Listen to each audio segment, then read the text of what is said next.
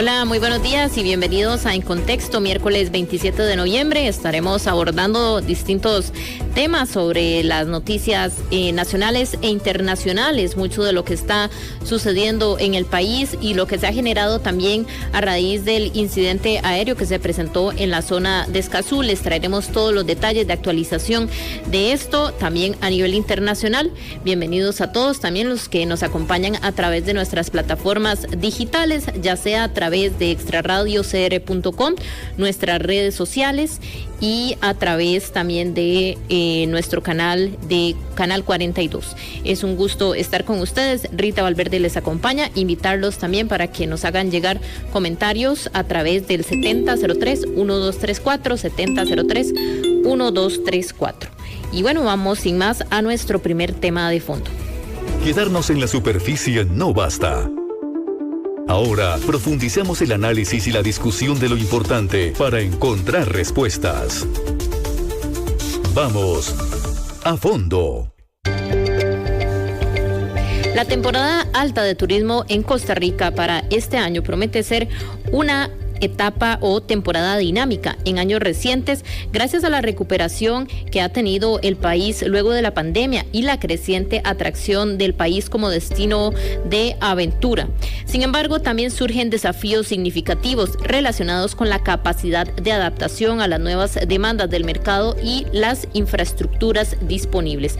Para ampliar sobre este tema nos acompaña Shirley Calvo, directora de la Cámara de Turismo, y le damos la bienvenida. Muy buenos días, doña Shirley. Hola, muy buenos días. Un gusto estar compartiendo esta lluviosa mañana con ustedes. Así es, nos levantamos con esta... luego de unos días en los que pensábamos que ya iba a empezar la transición hacia los temporada navideña, nuevamente tenemos una mañana un poco nublada. Pero bueno, doña Shirley, contarnos un poco, hablar sobre cómo se está preparando el sector de turismo para este inicio de la temporada alta en el país, cuáles son esos desafíos y cómo se está preparando. Bueno, nosotros siempre con mucho entusiasmo, con mucha innovación y con muchas ganas de sorprender a los turistas nacionales y extranjeros, pues con toda la propuesta de valor que tiene el producto turístico costarricense, la diversificación de zonas en el país para visitar y la atracción de nuevos mercados, producto de la estrategia de expansión que ha tenido el Instituto Costarricense de Turismo, que nos están trayendo a Costa Rica turistas que antes no necesariamente venían de regiones del mundo o de países vecinos que normalmente no venían a Costa Rica a turistear, como el mercado mexicano, que es un mercado que se ha estimulado y que ha respondido muy bien, y recientemente el mercado brasileño, con quien ahora tenemos un vuelo directo a través de una nueva aerolínea, y todos esos esfuerzos pues lo que nos hacen es sentirnos satisfechos en el sentido de que seguimos siendo opción para el turista internacional y una opción predilecta, porque la verdad es que hemos venido aumentando los números de visitación y creemos que este año se va a cerrar como un año récord, ya lo ha dicho así el ICT, pero bueno, viendo también con expectativa lo que viene, porque hay retos, ciertamente como usted lo plantea, que el desarrollo nos exige y que de alguna manera lo vemos con preocupación. Básicamente el estado de la infraestructura en el país es una de las cosas que más nos preocupa.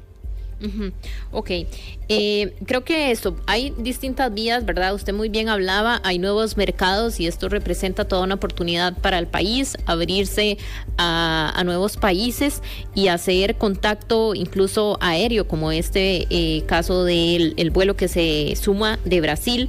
Y en este sentido, bueno, hay una necesidad también de innovación y de como país irnos adaptando, porque creo que hemos trabajado justamente para esto, para posicionarnos como un destino que ofrece muy buenas opciones, además que es muy atractivo, ¿verdad?, a nivel internacional.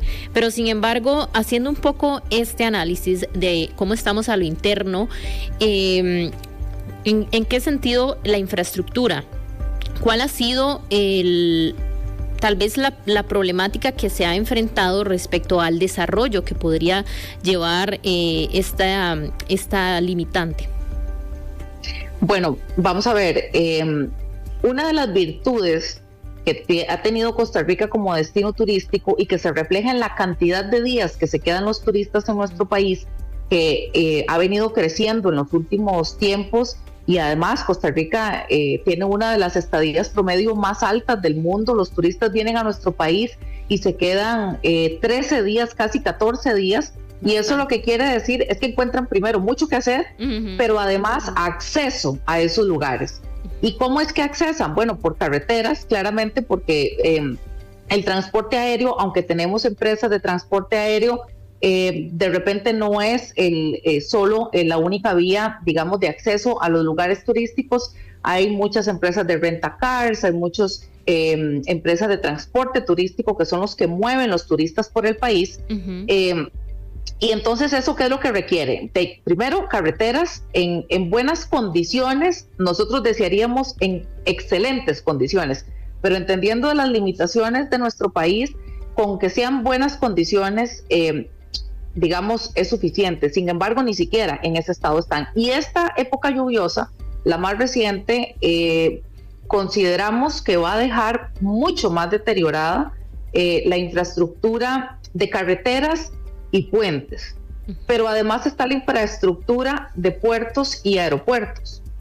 Hemos visto cómo hemos perdido oportunidad de que atraquen algunos cruceros, precisamente porque los puertos de atraque no presentan las condiciones que requerirían, y eso es una oportunidad perdida. Ese es un segmento muy importante. Nuestros puertos, tanto en el Caribe como en el Pacífico, podrían estar desarrollando mucha más atracción para cruceros de lujo, y en la temporada podría ser una fuente incluso de actividad económica en estas zonas, que es muy importante.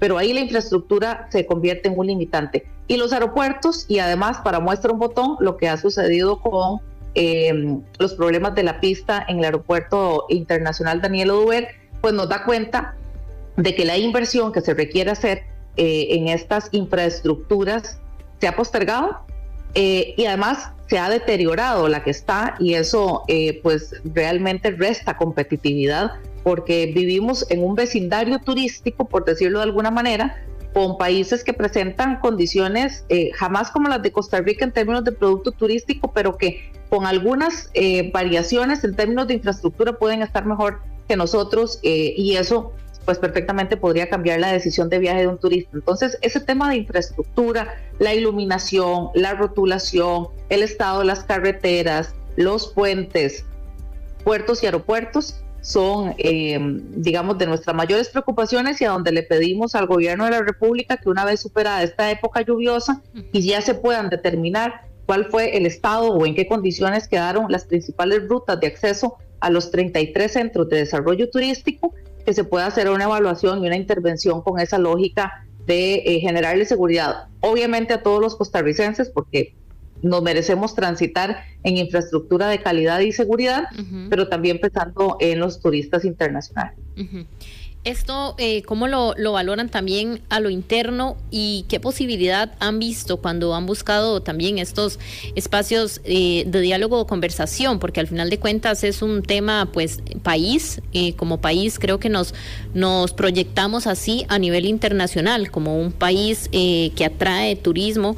Y bueno, en los años recientes que hemos visto esa recuperación que viene después de la pandemia, que fue un año, y lo que vino también el proceso de recuperación para todo el sector turismo. Entonces, un poco dibujarnos ese panorama en cuanto a esas iniciativas, a esos proyectos, o a esa manera de agarrar este tema como algo crucial. Sí, bueno, vamos a ver, nuestro primer contacto a nivel de coordinación con el Estado, con el gobierno, es el Instituto Costarricense de Turismo, y ahí otra de las virtudes del modelo de desarrollo turístico de nuestro país es que hemos siempre tenido una muy buena coordinación y comunicación con el Instituto Costarricense de Turismo, y de hecho la apuesta de haber nombrado a don William Rodríguez como ministro, que es una persona que ha trabajado toda su vida en el sector privado, ha sido una puerta que se ha mantenido abierta, y los canales de comunicación y coordinación con nosotros, ministerios e instituciones públicas. Pero sabemos que el Ministerio de Turismo no cuenta con todas las condiciones ni legales ni presupuestarias para poder atender todo lo que el sector turístico requiere en términos de infraestructura, en términos de seguridad, aunque sí en términos de promoción. Entonces, esa coordinación que se ha hecho a través del ICT ha sido pues correcta y nos sentimos satisfechos. Con los otros ministerios, cuando llegamos a tocar la puerta, la mayoría de ocasiones hay un buen entendimiento, porque yo creo que nadie en este país cuestiona de que el turismo es una actividad que genera empleo, que está presente en prácticamente todo el país, que genera el 8% del Producto Interno Bruto, que emplea más de 270,000 familias de manera directa. Entonces yo creo que hay una conciencia y una noción de que proteger la actividad turística es beneficioso para el país. Pero yo creo que de alguna manera las instituciones públicas se han entrabado tanto en trámites y en una serie de burocracia que hacen que por más buenas intenciones de los jerarcas no se logren avanzar con la rapidez y el sentido de urgencia que se requiere. Y por eso es que el llamado que hacemos permanentemente es a que no se pierda de vista lo estratégico y lo prioritario solo por lo urgente. Claro que lo urgente hay que atenderlo si hay un derrumbe, si hay una caída de un puente o un cierre de una ruta, lo que sucedió en el aeropuerto Daniel Oduber, hay que atenderlo porque es lo urgente. Pero en lo estratégico, de mediano y largo plazo, yo creo que los planes tienen que seguirse proyectando a 5 años y a más, precisamente para poder tener resultados. Y bueno, como le digo, nosotros quisiéramos que las cosas se puedan hacer más rápido, que las coordinaciones sean más intensas, pero bueno, de momento creemos que en las condiciones en las que estamos, sí se prioriza y sí se asignan los recursos suficientes en términos de infraestructura, de seguridad y de competitividad. Pueden venir muy buenos tiempos para el turismo costarricense. Claro, doña Shirley, hablemos de esto, de innovación y diversificación. ¿Cómo se está preparando para el sector en este sentido? Sabemos que es importante también adaptarse a las necesidades, no solo del país, sino también a nivel del turismo, de lo que piden los que vienen a visitarnos.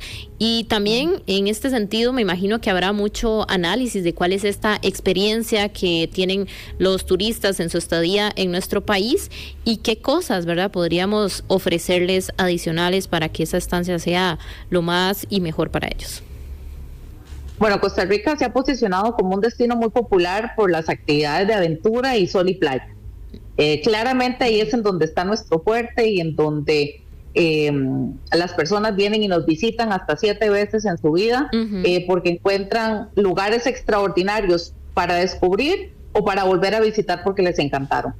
Sin embargo, en los últimos años se ha venido haciendo un esfuerzo muy importante desde el sector privado y esta inversión claramente se ha hecho desde los empresarios turísticos de empezar a diversificar algunas zonas del país que antes de repente no eran atractivos turísticos y algunas actividades. Por ejemplo, a partir de la construcción del Centro Nacional de Convenciones, Costa Rica ha empezado a posicionarse como un destino popular para realizar actividades de reuniones y congresos, porque además se combina con la otra parte de aventura de sol y playa. Entonces es muy atractivo plantear nuestro país como venga aquí, hagan su congreso anual, sus reuniones y de paso quédese unos días haciendo turismo. Entonces esa combinación ha sido muy exitosa al punto que, bueno, el Centro de Convenciones tiene una agenda llena para el próximo año y eso nos llena mucho de satisfacción, porque esa industria de turismo, de reuniones, congresos y convenciones, no hemos sido necesariamente un referente, digamos, en el pasado reciente y ya lo estamos siendo. Otros segmentos que se están estimulando mucho a partir de leyes específicas que se aprobaron en la anterior legislatura, por ejemplo, nómadas digitales, que el país también está haciendo un esfuerzo por posicionarse a atraer turistas de larga estancia, que eso es un turismo muy especializado, con una ley especial, con una visa especial. Ya se han otorgado más de 950 visas y ya tenemos esos 950 nómadas digitales por al menos un año en nuestro país, y esta es otra diversificación que se ha tenido. Turismo médico, también la Cámara de la Salud, afiliada a Canatur, se ha convertido en un referente de un actor muy relevante para plantear un ecosistema alrededor de los servicios privados de salud en nuestro país y que se puedan atraer este otro tipo de turismo, que es un turismo más especializado, más específico, más científico, pero que también está generando mucha actividad en nuestro país. Y también hay otras leyes que yo creo que hay que sacarles más provecho, ¿verdad? Que las tenemos a disposición, por ejemplo, el de la industria fílmica. Costa Rica presenta condiciones extraordinarias, sobre todo por la cercanía con los Estados Unidos, donde están los principales centros cinematográficos y de producción, de convertirse en un hub de servicios para, no solamente por las bellezas naturales que tenemos, convertirse en escenarios para filmar comerciales, documentales, series y demás, sino también un hub de profesionales, de diseñadores, de productores y otro tipo de servicios que se podrían brindar, y por ahí también tenemos una ley que genera incentivos. También otra ley que genera incentivos es el tema de los pensionados rentistas, atraer ese grupo, esa población que también es una población muy específica. Costa Rica es uno de los destinos a nivel mundial más populares para el tema del retiro, un escenario especial para retirarse. Entonces vemos que hay diferentes espacios. Por ahí también sé que el ICT viene con una apuesta importante para convertirnos en un destino ideal para bodas y lunas de miel, que está muy asociado también a las actividades de sol y playa y de aventura. Entonces creemos que el país tiene condiciones. El ICT tiene una idea muy clara de hacia dónde podemos desarrollarnos con esas potencialidades, y en el sector privado pues estamos preparándonos obviamente con las inversiones que se requieren para poder atraer todo ese tipo de turismo. Doña Shirley, con todos estos opciones de turismo, tanto el médico como el del centro de convenciones para reuniones, y estos que nos mencionaba, implica mucha adaptación por parte de lo que ya se ofrece o lo que se ha venido ofreciendo, que ha sido, tal vez por decirlo así, un poco más centrado, y usted nos confirmará si ha sido más centrado en el turismo de sol y playa, en el de aventura. Como país, eso, ¿qué cambios implica para ajustarse y hacer que estos turismos, estas personas que vengan para este otro tipo de turismo, pues salgan satisfechas? Porque también hablamos del centro de convenciones y esto implica estar un poco más en San José, que por lo general un turista que se va a ir a las playas y que pues va a ir a disfrutar allá. Y nosotros creo que somos muy también críticos con lo que pasa en nuestra capital, en nuestra ciudad de San José, respecto a la seguridad, respecto al transporte y muchos otros desafíos que compartimos, ¿verdad? No solamente los turistas, sino también como ciudadanos. Sí, vamos a ver, yo creo que todo se ha ido dando de una manera con una evolución muy orgánica, producto de que en turismo las decisiones no se toman de un día para otro. A Costa Rica le ha tomado cerca de 40 años de desarrollar un modelo de desarrollo turístico como el que tenemos, que es inclusivo, que es innovador. Y yo creo que el punto focal de donde están nuestros orígenes, que fue poner en valor el patrimonio natural, las playas, las reservas, los parques nacionales, eso se ha ido combinando de una manera muy natural con estas otras experiencias que vienen asociadas normalmente por este primer punto focal. Me explico, por ejemplo, en el tema de congresos y reuniones, digamos, podrían haberse realizado y se hacían en su momento, pues asociados a los hoteles, ¿verdad? Los grandes hoteles que podían tener espacios para albergar eventos de algún gran formato, pero cuando llegó el centro de convenciones, se abrió una gama de posibilidades a las que antes no podíamos acceder precisamente porque no existía una infraestructura en estas condiciones. Y los hoteles, lejos de quedarse desplazados, lo que se hicieron fue convertirse en aliados, porque obviamente en el centro de convenciones la gente no se hospeda, entonces tendrá que hacer un uso intensivo de los hoteles que estén en la capital, que normalmente han estado asociados a un turismo de menor estancia, ¿verdad? De 2-3 días, porque van a la capital porque hacen conexión para alguna otra zona del país o porque venían a este tipo de actividades más de estancias ejecutivas o de trabajos ejecutivos. Entonces, consideramos que esa adaptación se ha ido dando producto no solo de la planificación estratégica, sino también de las necesidades que se han ido planteando y se han traducido en, digamos, en inversiones, y por eso es que vemos que la transición hacia la atracción de estos otros nuevos mercados y desarrollando y estimulando estas nuevas potencialidades de turismo ha sido muy orgánica, y creemos que hay mucho espacio para seguirlo haciendo. Claro que por supuesto que las ciudades juegan un papel primordial, porque nada hacemos con que el Parque Nacional esté muy bien, la playa esté muy bien, las carreteras estén muy bien, si por ejemplo uno de los intereses de los turistas que vienen a Costa Rica es vivir la experiencia de la comunidad, o sea, poder involucrarse con esa pura vida que identifican los turistas, que es en el trato de las personas.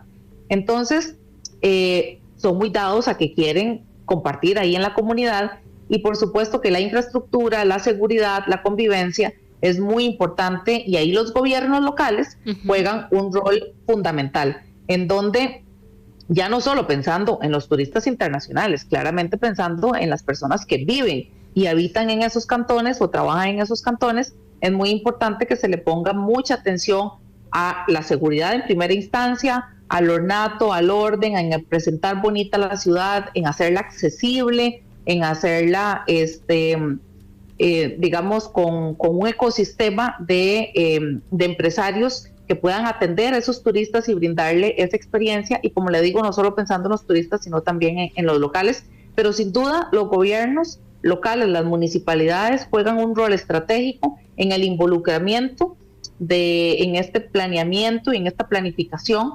de los destinos turísticos. Y como le digo, nosotros tenemos distribuido o dividido el país en 33 centros de desarrollo, en donde convergen en algunos uno o más municipios, con los cuales se procura tener no solo la mejor relación posible, sino también la mejor planificación posible a través de distintas estrategias. Claro, doña Shirley, usted mencionaba, bueno, también el hecho de la sostenibilidad, y que sabemos que es tan importante para el país proyectarse de esta manera, y bueno, junto con todas las acciones que ha venido haciendo, no solamente estos años, ha sido una línea que han continuado distintos gobiernos, y proyectar esta imagen verde también que tenemos como país. En este sentido, ¿cómo desde el sector turismo, qué iniciativas específicas se implementan para integrar la sostenibilidad como el eje central de turismo costarricense? Bueno, ese es el sello de nuestro país. De hecho, nuestra marca país está fundamentada en los valores y en las dimensiones de la sostenibilidad, ya no viendo la sostenibilidad solamente como un tema de protección al medio ambiente, que sigue siendo el eje central, sino una sostenibilidad social, con el involucramiento de las comunidades y el traslado de los beneficios de las actividades económicas a las comunidades, y eso pues nos llena de mucho orgullo, porque de nuevo es uno de los motivos de visita de los turistas. Y ahora el turista no solo va porque quiere ir a una playa bonita, porque hay muchas playas bonitas en el mundo, ahora quiere ir con un propósito, y ese propósito de que voy a ir a una playa porque esa playa está cuidada y porque yo voy a ser parte del cuidado de esa playa, es una de las mayores motivaciones. Entonces, por supuesto que nosotros como sector privado seguimos absolutamente comprometidos, y tanto es así que dentro del sector turístico existe una certificación que la otorga el Instituto Costarricense de Turismo, y la promovemos nosotros desde Canatur, que es el Certificado de Sostenibilidad Turística, o el CST. Ese es un sello que se ha convertido incluso en ejemplo a nivel internacional. Muchos países vienen y nos visitan para conocer cómo es esa metodología mediante la cual las empresas logran demostrar que toda su operación es sostenible, con los colaboradores, con el ambiente, con el manejo de residuos, con el manejo de consumo eléctrico, y una serie de valores que se incorporan en este certificado, y se muestra con mucho orgullo porque es un premio a una inversión en sostenibilidad que se hace, y de alguna manera eso los turistas lo valoran y lo agradecen mucho. Entonces, ese compromiso por alcanzar siempre esos niveles de excelencia, porque dentro de la certificación hay varios niveles, uno puede irse graduando, por decirlo de alguna manera. Una pyme puede empezar con un plan de intervención y luego puede ir escalando a diferentes niveles, y eso nos llena de mucho orgullo porque hemos hecho cultura dentro del sector privado de la importancia de poder contar con estas certificaciones, no solo por tener un sello, es por tener la evidencia y la confirmación de que nuestras empresas son sostenibles y por lo tanto nuestro país sostenible. Por supuesto que hay muchos retos, porque este no es un trabajo solo del sector privado. De nuevo entra aquí el juego o la presencia de los gobiernos locales, que es muy importante también con todas las funciones que tienen dentro de, digamos, de asegurar la sostenibilidad dentro de los territorios que administran, y a nivel nacional, por supuesto, las otras actividades económicas que también se encadenan con el turismo. Pero por supuesto que sigue siendo y seguirá siendo, porque en eso no hay ningún cuestionamiento de que el tema de la sostenibilidad tiene que seguir siendo nuestro eje principal de estrategia y por supuesto nuestra cara al mundo. Doña Shirley, ya para ir finalizando, ¿cómo visualizan ustedes la evolución del sector turístico costarricense en los próximos 5 años? Podríamos hablar. Bueno, lo vemos muy prometedor. Consideramos que a pesar de la pandemia, que a pesar de algunos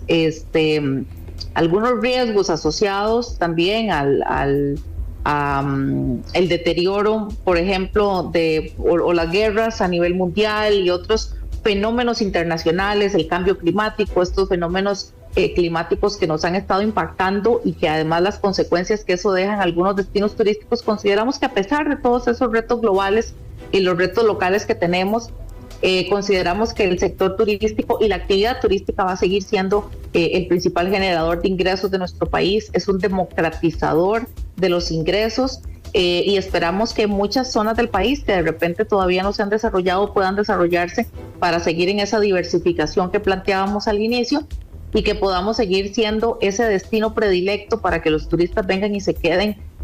Ahora son 13 días, pero que puedan quedarse 15 y más días, porque encuentran una gran cantidad de actividades por realizar. De nuevo, ponemos sobre la mesa el reto de poder seguir teniendo aeropuertos con capacidad de seguir creciendo, porque no se trata solo de seguir atrayendo mercados, es cómo los vamos a recibir, dónde los vamos a hospedar, y todo ese crecimiento va en función, digamos, de la evolución que vemos que en los próximos años vamos a seguir muy bien posicionados. Hay que recordar que en términos de competitividad tenemos también muchos retos, el tipo de cambio, y Canatur ha sido una organización que ha estado muy pendiente de llamar la atención de las autoridades de que el manejo de la política monetaria no ha estimulado el tema del crecimiento económico en la actividad turística, y eso es una conversación que seguimos planteando y que seguimos requiriendo apoyo, pero de nuevo son retos como estructurales, como coyunturales, pero viendo lo estratégico, creemos que Costa Rica va a seguir siendo un destino de talla mundial y que vamos a seguir destacándonos a nivel internacional, no solo por nuestra cultura, por nuestros valores, por nuestra cultura de sostenibilidad, sino también por la capacidad que vamos a seguir desarrollando del sector privado de poder seguir atendiendo a muchos más turistas. Doña Shirley, usted me mencionaba, creo que al inicio, pero ustedes tienen algunas estimaciones, o son las que se utilizan más que todo desde el ICT, sobre lo que podemos esperar de esta temporada de visitación. Sí, bueno, obviamente las estimaciones las realiza como órgano rector el Instituto Costarricense de Turismo en función de la información que le llega de las aerolíneas, de las agencias, y un poco se hace esa proyección, porque hay que entender que, bueno, en turismo hay dos tipos, ¿verdad? Los que se programan con mucho tiempo y normalmente tienen una agencia de por medio, entonces se sabe que 1 o 2 años ya se tienen las temporadas turísticas vendidas, o los cruceros, que claramente, digamos, tienen una época muy específica, pero también está el turista, que lo vimos, que es una nueva tendencia, o se incrementó esta tendencia después de pandemia, de la decisión de último minuto. Entonces esa decisión de esta semana para la otra, me tomo las vacaciones y me voy una semana a Costa Rica, se está dando mucho, entonces eso es difícil de prever. Pero sí, nosotros las cifras oficiales que utilizamos precisamente para toda esta organización son las que constantemente ha estado proporcionando el Instituto Costarricense de Turismo. Doña Shirley Calvo, directora ejecutiva de la Cámara de Turismo, Canatur, le agradecemos mucho por acompañarnos en contexto y ampliarnos un poco sobre lo que se avecina para esta temporada de turismo, los desafíos que tiene el país y también en los puntos donde estamos innovando. Muchas gracias, doña Shirley.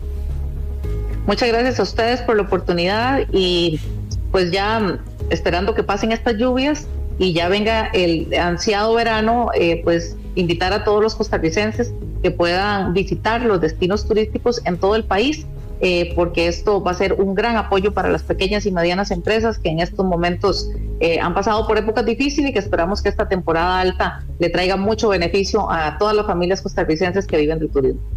Así es, doña Shirley, justamente toda esta afectación que hemos tenido por las lluvias nos ha causado distintos desafíos, no solamente en el turismo, también hablábamos hace unos días de la agricultura y de sectores importantes, pero justamente como usted lo menciona, esperemos que el clima vaya mejorando en estas próximas semanas y que podamos disfrutar y los que vengan a visitarnos también de todo lo lindo que ofrece Costa Rica. Muchas gracias. Gracias a ustedes. 10:32 de la mañana, vamos a hacer una breve pausa comercial, pero ya venimos a contarles lo que pasó un día como hoy, 27 de noviembre, en la historia. En contexto. Recordamos hoy, 27 de noviembre, lo que sucedió en el mundo, en distintas partes y cómo esa historia ha impactado en nuestros días hasta el día de hoy. Nuestro compañero Roger Carvajal también nos acompaña en micrófonos, como lo hemos estado haciendo estos días, y bienvenido también a usted, Roger. Muchas gracias. Yo disfruto un montón, vos sabes, esta sección, me encanta recordar. Sí, contarle curiosidades a los oyentes y para que también pues estén informados y recuerden también esos datos que les vamos a compartir. Yo voy a empezar bastante atrás, 1520, en un 27 de noviembre, Fernando Magallanes cruza el estrecho que lleva su nombre en esta fecha. El navegante portugués Fernando de Magallanes, el servicio de la corona española, logra atravesar por primera vez el estrecho que conecta los océanos Atlántico y Pacífico en el extremo sur de América. Este paso natural, que más tarde sería conocido como su nombre, el Estrecho de Magallanes, representa un descubrimiento crucial en la era de la exploración.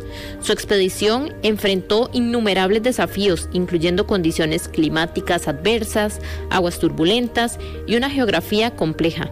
Este logro no solo demostró la habilidad del navegante, sino que también marcó un hito en la historia marítima, abriendo nuevas rutas comerciales, facilitando la navegación entre Europa y Asia. Pues pucha, qué complejo, porque en ese momento, bueno, hay que hacerse de cuenta que todos los viajes a través del mar implicaban meses ahí, ¿verdad? En alta mar.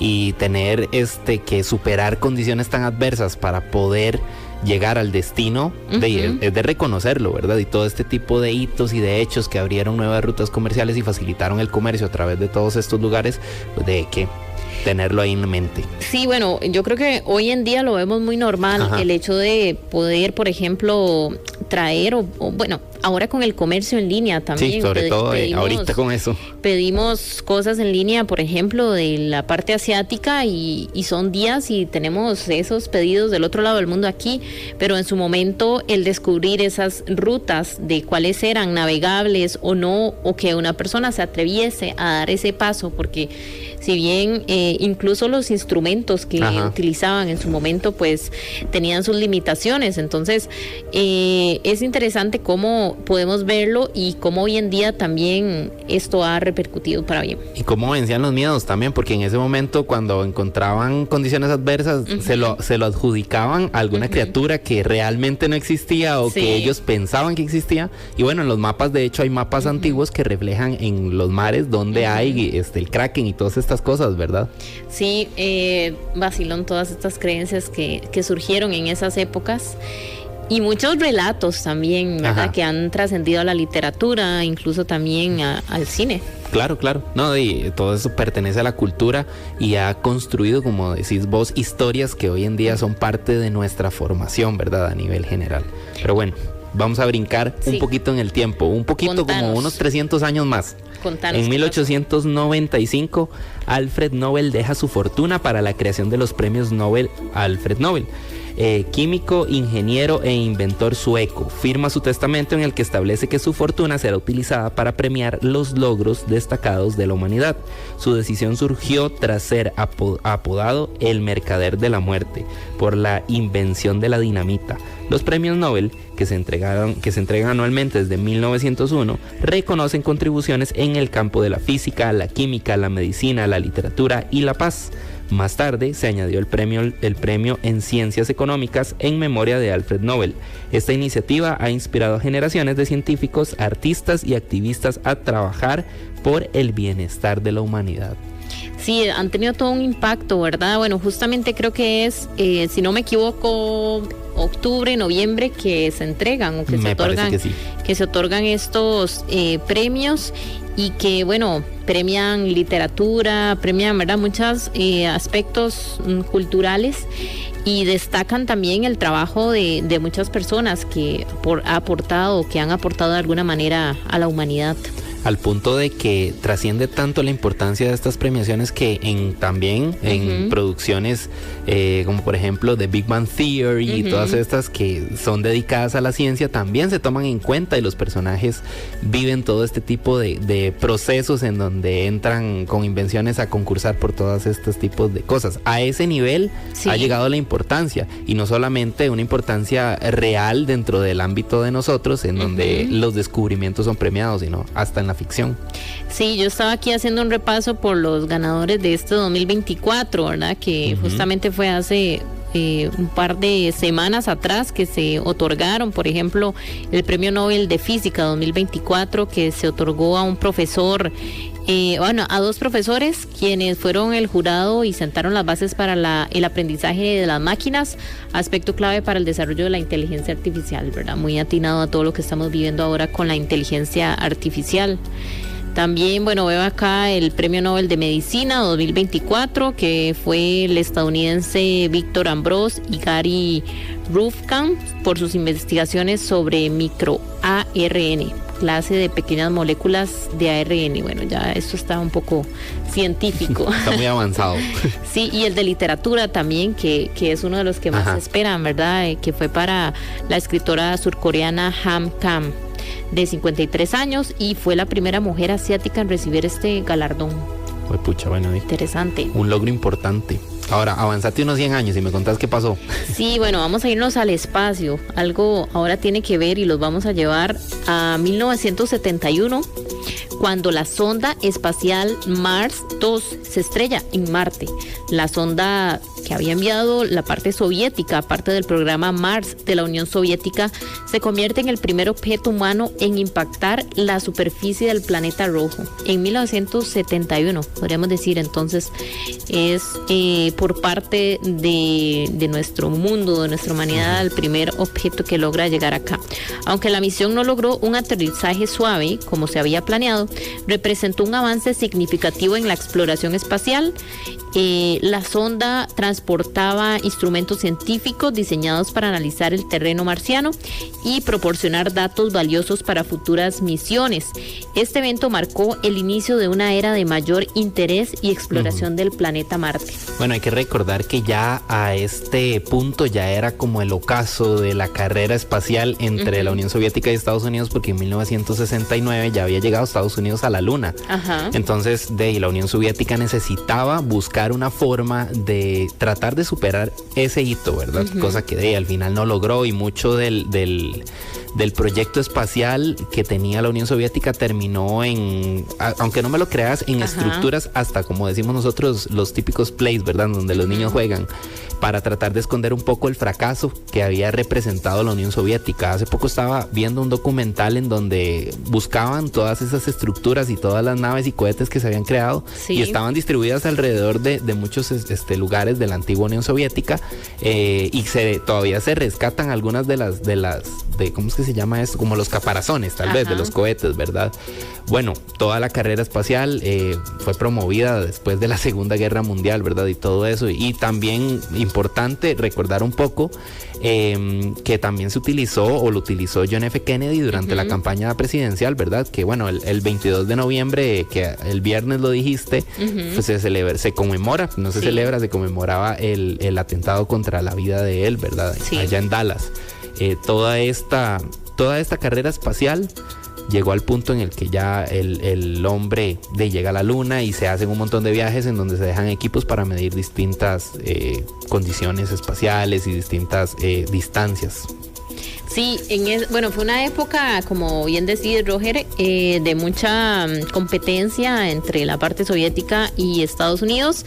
Y bueno, es parte importante de donde surgen, ¿verdad? Muchos avances en cuanto a la parte espacial, tal como de llegar a Marte, en su momento ser los primeros en crear artefactos, incluso sondas y naves que lograsen soportar las condiciones que pues por allá hay. Marte es muy particular, ¿verdad? Lo conocemos como el planeta rojo también. Y aquí estaba leyendo un poco porque incluso cuando lo vemos en estas fotos, ¿por qué rojo? Porque, bueno, la NASA ha dicho que es porque por la oxidación del hierro que está presente en las rocas del suelo.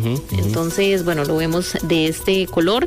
Y también dice que el polvo que se desprende de estas rocas es expulsado a la atmósfera marciana, lo que hace que desde nuestro planeta podamos verlo de color rojo. Marte, que todavía hoy es el objeto de que le da propósito a muchas misiones espaciales, a ver si en algún momento llegamos, ¿verdad? Sí. Y ahí están, y hay contribuciones importantes, ¿verdad? Como el de Franklin Chan con el motor que está desarrollando y que llevan también bastante rato en eso. Y es parte de lo que se está haciendo, y también SpaceX, que está haciendo una investigación, y con el super cohetote grande que estaban desarrollando, y que ahora aterriza bastante de manera bastante peculiar, porque parece hasta un juego de video, ¿verdad? En donde aterriza y se puede reaprovechar y no se pierden y no se oxidan tampoco. Bueno, todos estos datos como parte de este recordatorio por el lanzamiento de esta sonda espacial Mars 2, que se estrelló en Marte en 1971, un 27 de noviembre. Ok, pero avanzamos un poquito a 1989 y recordamos el atentado con explosivos que hizo estallar un avión en pleno vuelo en Colombia, en el municipio de Soacha, el vuelo 203 de Avianca, que era un Boeing 727. Fallecen sus 107 ocupantes y otras 3 personas en tierra, y las investigaciones apuntan al cartel de Medellín como responsable de los hechos. De hecho, esto es algo bastante recordado por todos. En ese momento, pensar en un atentado de ese calibre era impensable, ¿verdad? Pero hay que recordar que durante los 80s y principios de los 90 Colombia vivía un periodo de violencia increíble, ¿verdad? Asociada al narcotráfico y a todo este tipo de cosas, y de la mano también de Pablo Escobar, ¿verdad?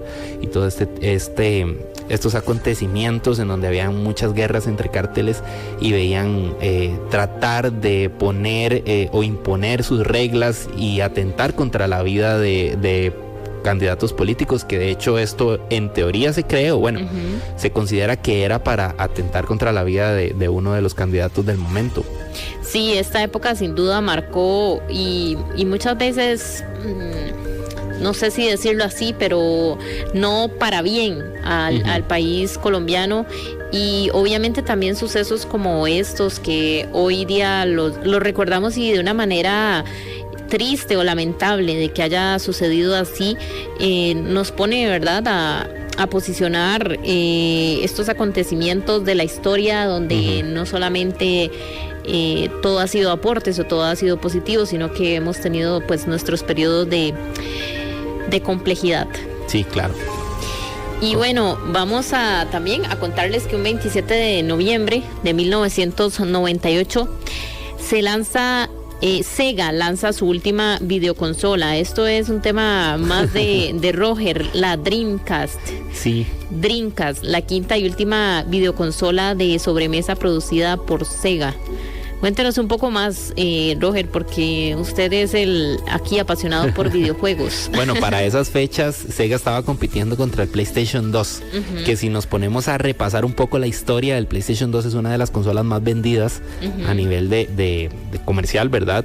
Y la que tenía el catálogo de videojuegos más amplio, me parece. Sí. No me acuerdo exactamente cuántos eran, pero eran un montón, como 200 y resto.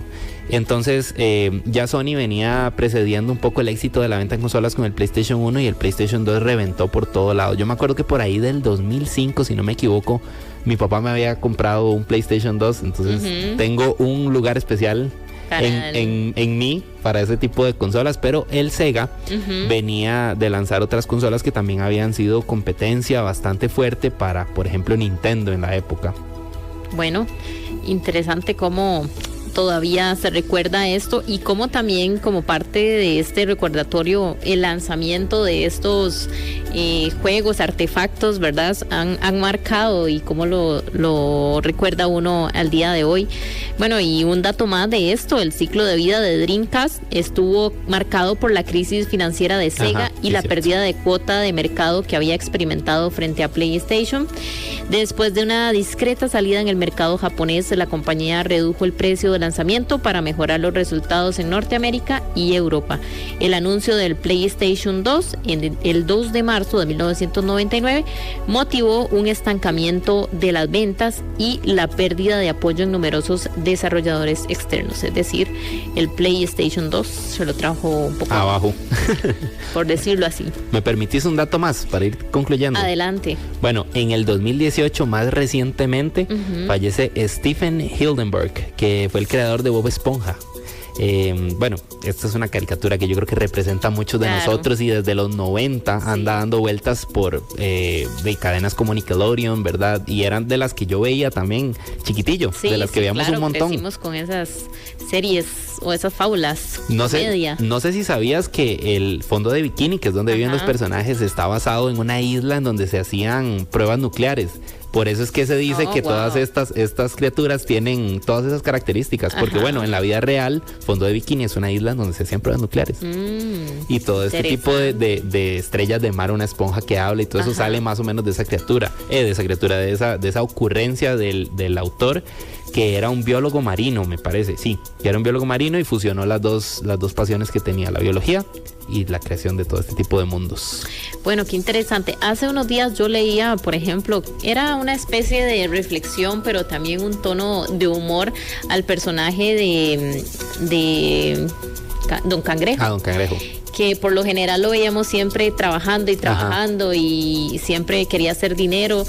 Y entonces el comentario decía algo así como: ya entiendo a Don Cangrejo, yo siempre lo vi como el malo y el que solo quería estar trabajando, pero ahora que soy parte de la vida adulta me doy cuenta y entiendo a Don Cangrejo perfectamente. Es parte, bueno, de también el significado que tenían los personajes, ¿verdad? En esta serie. Bob Esponja siempre con sus locuras y Patricio y bueno, otros personajes como Don Cangrejo que estaban muy pendientes de su negocio. Sí, qué duro, ¿verdad? Estos personajes casi todos siempre en las caricaturas reflejan mucho la vida adulta y también las vivencias personales de los creadores. Entonces, bueno, por ahí puede andar el asunto. Sí, bueno, y con este dato cerramos esta sección. Recordemos, y antes de ir a nuestra segunda pausa comercial, vamos a hablarles un poco sobre unas recomendaciones que tenemos para el Viernes Negro en nuestra sección de A Fondo. Lo que sea que esté pasando, Extra Radio. Sí, en realidad sí hay forma de estimar el Viernes Negro, aunque lo hacemos de forma conjunta, no lo hacemos de forma individual como un día particular, sino lo hacemos en este caso por trimestre. Lo hacemos por trimestre porque así es como podemos calcular las cifras. Por ejemplo, este año tendremos un aumento con respecto al año pasado de 61 mil millones de colones en el último trimestre del año, ¿verdad? Eso es una cifra bastante considerable, ¿verdad?, de aumento con respecto al año anterior. Eso es lo que implica la época de fin de año, el crecimiento de la época de fin de año. Y además, ¿qué implica? Implica un incremento en empleos temporales. Este año tendremos, la estimación nuestra es similar a otras que he visto por ahí. Hablamos de casi 13,000 puestos de trabajo temporales para este último trimestre del año, que arrancó básicamente ya desde octubre, noviembre, diciembre. Tenemos ese incremento en la contratación temporal de personas. Es la temporada, don Alonso, donde más se comercializan cosas. Obviamente se acerca la Navidad y uno se imagina que ya llegando la época de comprar regalos y cosas así, pues se disparan las compras y las ventas. Pero Viernes Negro ya se ha convertido en un referente o se entusiasma más la gente para ir a comprar, no solo por el viernes, sino porque ya en algunos negocios hay Noviembre Negro, ya todo negro. Sí, esa dinámica de... A ver, cuando esto inició ya, no sé si serán 15 años atrás, don Henry, que el país empezó a adoptar esta tendencia de Viernes Negro. Sí, era un día que era precisamente el viernes o se extendía al fin de semana. Luego, con la pandemia, el fenómeno fue de evitar aglomeraciones y se extendieron los días de Viernes Negro, hasta que en algunos lugares se hacía el mes completo. La práctica se extendió luego de la pandemia y hoy lo que tenemos es que muchísimas empresas, muchísimos comercios extienden el Viernes Negro, que empieza desde el mes completo, podemos llamarlo de esa forma, e incluso mayor cantidad de días. Sí, efectivamente esa dinámica llegó para quedarse. Sí, es una fecha importante para el comercio. Se ha diluido en el sentido de que ya no es un fin de semana como tal, sino que se ha extendido a lo largo del mes de noviembre. Por eso hace una estimación en el trimestre como tal. Sí, don Alonso, pero el Viernes Negro ha ganado mucha popularidad de unos años para acá. Yo no sé, tal vez usted y los oyentes también que nos dejen sus mensajes me podrán refutar a mí. A mí me parece que hace unos 10 o 15 años el Viernes Negro no tenía la fuerza que tiene el día de hoy. Así es. Iniciamos hace 15 años muy tímidos, donde participaban 25% del comercio. Conforme la actividad fue subiendo, sí, hoy la participación de ofertas y promociones en Viernes Negro es generalizada, ¿verdad? No solamente en empresas de bienes, sino también en empresas de servicios. Sí, podríamos decir que el día de hoy la tienda, la empresa, el comercio que no tiene ofertas de Viernes Negro, como dicen los más jóvenes, no están en nada. Uno podría pensarlo de esa forma. Sin embargo, son estrategias de marca. Hay muchas compañías que por su giro de negocio no participan en este tipo de actividades, mantienen siempre su política de precios estable durante todo el año y no participan en promociones, pero es un tema ya completa y absolutamente de su estrategia empresarial, de cómo se relacionan con el mercado, a qué tipo de público quieren atraer. Entonces, también hay de eso. Pero normalmente ya podemos decir que casi el 90% de las tiendas del país participan de una u otra forma en alguna promoción de Viernes Negro. Ahora, eso no solo se supedita a los comercios físicos, sino también a los comercios en línea. Pero hay tantísimos. Es un buen fenómeno. Igual, ese fenómeno que, a ver, si uno puede encontrar de las adversidades y de las partes negativas de la vida algo bueno, es que la pandemia nos dejó una mayor profundización de las compras en línea. Es decir, aprendimos muchísimo más y adelantamos nuestro comportamiento en línea a nivel de compras casi 5 o 6 años. Es decir, lo que tuvimos en el 2021 era lo que íbamos a tener en el 2026 en estimaciones antes de la pandemia. Es decir, ahí hubo algo positivo. ¿Por qué? Porque empezamos a utilizar más el supermercado en línea, empezamos a utilizar tiendas en línea y generó confianza, y hoy un porcentaje nada despreciable de las ventas de un comercio se realizan en las propias tiendas de ese comercio en línea. Sí, eso es cierto, y las promociones en muchísimos casos o son las mismas de la tienda offline o la tienda física que la promoción que hay en línea. Así es. Bueno, y finalmente, pues ya no sobran recomendaciones, porque en esta época y en estas fechas tan especiales están también los vivillos, los que quieren aprovecharse de cualquier descuido. Usted desde la Cámara de Comercio, puntualmente, don Alonso, para terminar, 2 o 3 recomendaciones que podamos hacer. Vean, esto es esto es como así como cuando uno camina. Vamos a ver, dividamos las recomendaciones en línea y las recomendaciones en tiendas físicas. Igual, cuando usted camina, entra a una tienda física, le da una sensación esa tienda, ¿verdad?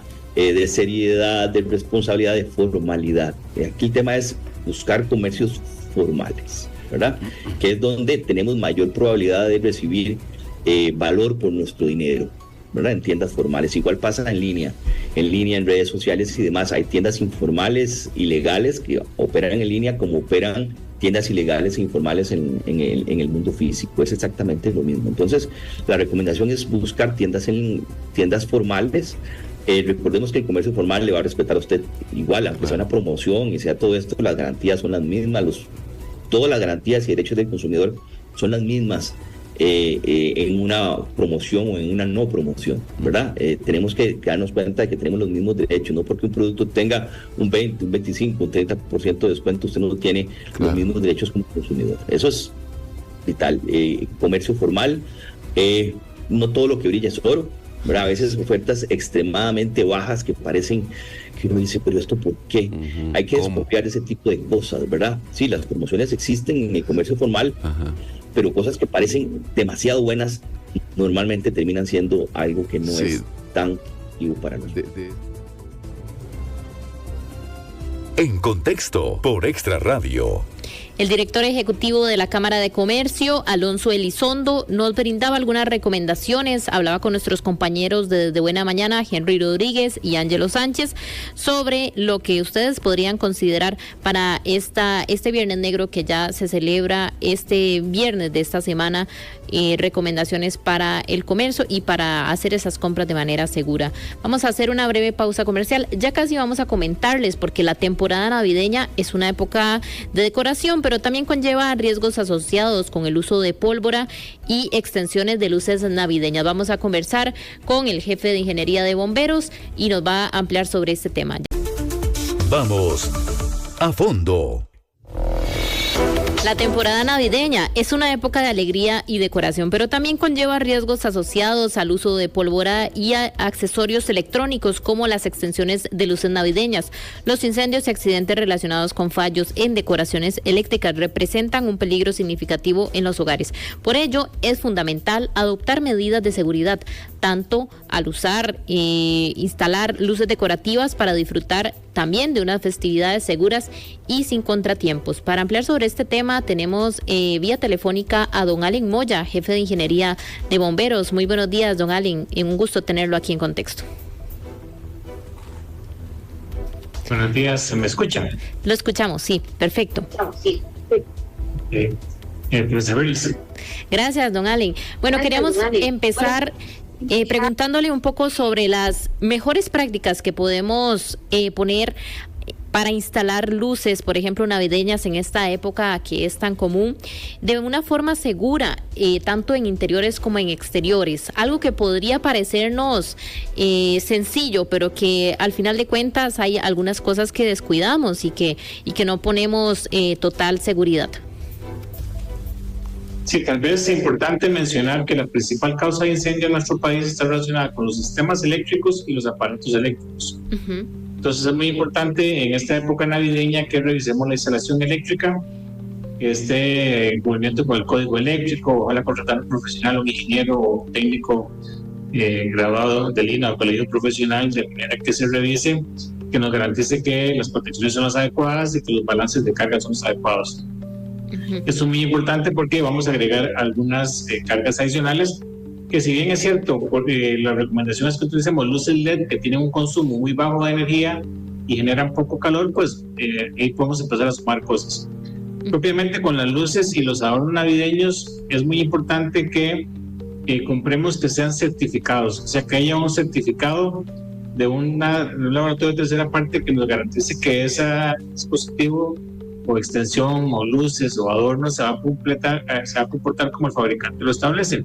Entonces traen un sello característico que dice UL, ETL, FM, entonces eso es importante. Y esto va relacionado también con otro aspecto importante y es con el empaque. En el empaque normalmente viene una serie de información que es muy valiosa. Entonces, por ejemplo, viene esto de certificado, pero también puede ser que traiga un manualito de instrucciones con el mismo empaque, diga las instrucciones. Y entonces es importante seguir esas recomendaciones, porque típicamente los costarricenses lo que hacemos es que compramos las cosas, cogemos el empaque, el manual de instrucciones y lo tiramos a la basura. Sí. Entonces es muy importante seguir las instrucciones. ¿Instrucciones como cuáles? Como lo que usted mencionaba ahora. Por ejemplo, ahí va a decir si las luces son para exteriores o para interiores o para ambos ambientes. Entonces, si yo voy a poner mis luces en el jardín, debería comprar para exteriores, pero si las voy a poner dentro de la casa, debería utilizar para interiores. Entonces, esto es muy importante. Otro tema muy importante es que cuántas puedo poner en serie. Bueno, el fabricante es el que nos dice. Normalmente son 2 o 3, pero es importante que veamos ahí cuál es la recomendación del fabricante, porque yo no puedo poner 5, 10 o 15 o todas que se me ocurran, sino que es importante que revisemos esa información. También, por ejemplo, si trae algunos sistemas de protección, por ejemplo, puede ser que traiga un fusible. Sí. Entonces, saber que tiene ese fusible, porque eso lo que va a hacer es que si hay un daño en las luces, no va a avanzar el sistema eléctrico, sino que se va a abrir el fusible. Y ahí queda, y toda esta información viene dentro de los empaques y dentro de los manuales que los fabricantes ponen, y entonces es muy importante seguir esas recomendaciones. Otro tema también tiene que ver dónde las colocamos, ¿verdad? Ojalá no las coloquemos en lugares donde, por ejemplo, una mascota puede llegar y morderlas, porque podría generar primero que nuestra mascota se electrocute, ¿verdad? Que sería algo muy sí, no vamos a terrible, pero exacto, pero también podría generar algún cortocircuito o algún incidente y podría iniciar un incendio. Otra recomendación importante es conectarlas directamente a un tomacorriente, ¿verdad? Poner, digamos, al pasito, el corazón cerca de un tomacorriente y conectarla ahí. Eso no es tan fácil, entonces viene un tema que es muy importante, que es el uso de regletas y extensiones. Entonces, ¿cuál es la recomendación de nosotros? Ahí quería llegar también. Ok, bueno, ahí vamos. Igual cualquier otra, si tiene alguna duda me interrumpe, no hay ningún problema. Entonces, ¿qué es lo que pasa si yo tengo un tomacorriente cerca? Bueno, lo ideal es que yo pueda usar una extensión. ¿Qué condiciones que tiene esa extensión? Las mismas que las luces. Que sea certificada, que yo sepa que tiene que ya esté probada, que esté, digamos, que sea buena calidad desde el punto de vista de la seguridad. Sí. Y la idea es que yo lo use máximo por 90 días. ¿Qué quiere decir esto? Que es temporal, como la época navideña, digamos, como que yo ahorita ponga las luces y todo, entonces pongo la extensión, pero en enero ya yo desconecto todo y quito la extensión. Aprovecho el comercial. Si en nuestra casa, por ejemplo, tenemos algo conectado a una extensión todos los días del año, ya eso requiere un tomacorriente. O sea, yo no puedo tener una extensión, digamos, durante todo este tiempo. Y en el caso de las regletas, nosotros recomendamos que no se utilicen. Pero si tomamos la decisión de utilizarlas, entonces que, de nuevo, que sea certificada, que revisemos cuáles son las características.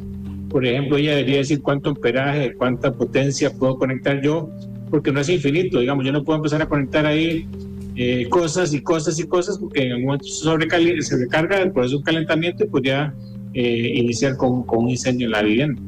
Qué importante todo esto que, don Allen, a veces creemos, ¿verdad? Y omitimos, justamente como usted decía, esta práctica de llegar y comprar las extensiones de luces y, bueno, deshacernos del empaque, ¿no? Ahí hay información importante que nos podría evitar esos contratiempos de los que tanto hablamos.